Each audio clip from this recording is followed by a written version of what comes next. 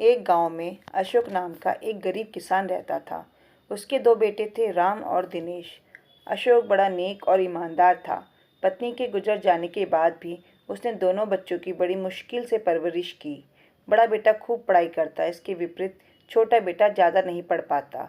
जब उसके लड़के बड़े हो गए तो उसने उनकी शादी करवा दी। दिनेश पढ़ा लिखा था, इसलिए उसे शहर में नौकरी मिल जाती है।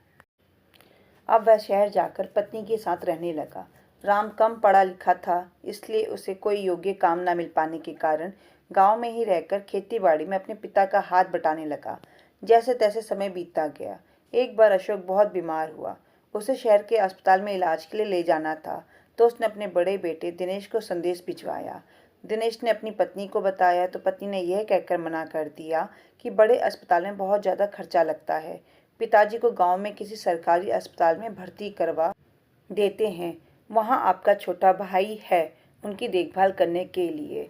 दिनेश ने संदेश में गांव न आ पाने की अपनी असमर्थता बताते हुए मना कर दिया।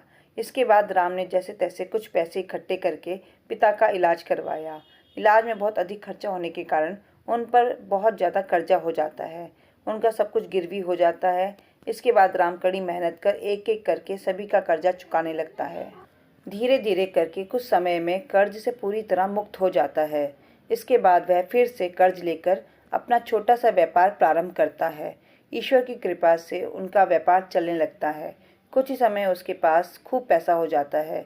ठीक इसके विपरीत दिनेश जहाँ काम कर रहा था, वहाँ भी भारी नुकसान होने के कारण वह दुकान बंद हो जाती है और वह बेरोजगार हो जाता है। उसकी दशा बहुत ही दयनीय हो जाती है। अब वह अपनी पत्नी के साथ साथ वापस गांव लौटता है और अपने भाई और पिता के पास आकर रोने लगता है। बाप उसे बहुत खरी खोटी सुनाता है और घर से निकल जाने को कहता है, लेकिन राम कहता है, पिताजी जो हुआ उसे भूल जाइए। इस समय भाई तकलीफ में है, हमें उसकी सहायता करनी चाहिए।